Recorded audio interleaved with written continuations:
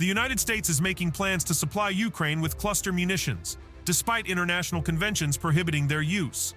These weapons have been utilized during Russia's war against Ukraine, and if the Ukrainian armed forces receive a significant quantity, it could potentially tip the scales in their favor. Cluster munitions, also known as submunitions, are projectiles that contain numerous smaller warheads. When deployed, a single projectile breaks up into multiple smaller projectiles, covering a wider area and targeting a larger number of vehicles or personnel. The effectiveness of these weapons on the battlefield is notable, but there are important considerations to bear in mind.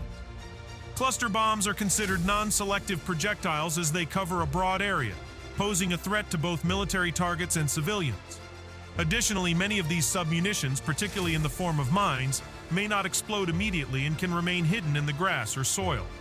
This presents a danger even after hostilities have ceased when civilians return to the area. Cluster munitions have been used in numerous military conflicts since World War II. The development of such weapons originated in the USSR and the United States. Due to the harm inflicted on civilians, restrictions were imposed. The Convention on Cluster Munitions, which prohibits their use, has been in force for 13 years and has been signed by 120 states. However, neither Ukraine, Russia, the United States, nor China has joined the convention, allowing cluster bombs to continue being used in modern warfare. In the context of Russia's war against Ukraine, both sides have been accused by international human rights organization Human Rights Watch of employing submunitions. The organization has publicly urged the United States not to provide Ukraine with cluster munitions, citing the long-term suffering and undermining of the international unacceptability of their use. Germany has also expressed opposition to the transfer of American cluster munitions to the Ukrainian armed forces. As a signatory to the Convention on the Prohibition of Cluster Munitions, Germany is obligated to adhere to its provisions, even if they don't directly apply to them.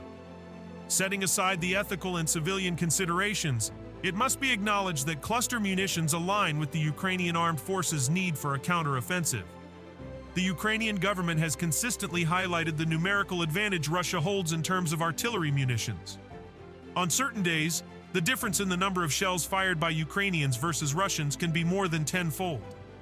While the accuracy of Western weapons, primarily used by the Ukrainian army, can help offset this disparity, it is not a comprehensive solution. Submunitions prove more effective in targeting convoys of vehicles and enemy personnel in open areas. The decision by Washington to supply Ukraine with cluster munitions has raised concerns about potential hypocrisy and a weakening of the United States' moral standing in the conflict. While Russia has been accused of numerous documented war crimes, the use of cluster munitions, which are indiscriminate weapons banned in most countries, could invite accusations of hypocrisy against the United States. This move is likely to result in disagreements with Western allies, and any division within the alliance is precisely what President Putin desires and benefits from. The Washington Post reports that the United States is expected to provide Ukraine with M864 cluster artillery shells, originally manufactured in 1987. These shells, with a caliber of 155 mm, are compatible with various types of artillery pieces and howitzers that have been supplied to the Ukrainian armed forces by Western countries since the start of the war.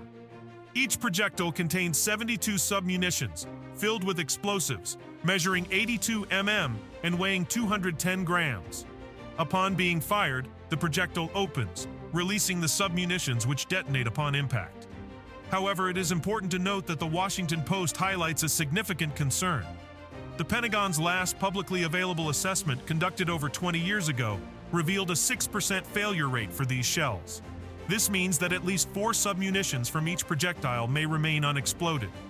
The U.S. Department of Defense claims to have updated estimates based on 2020 test results, indicating a submunition failure rate of no higher than 2.35%.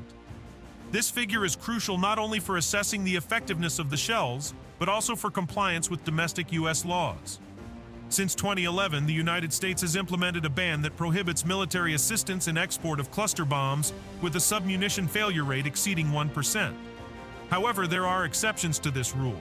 Cluster munitions can be provided to allies if they are used solely against clearly defined military targets and are not deployed where civilians are normally present.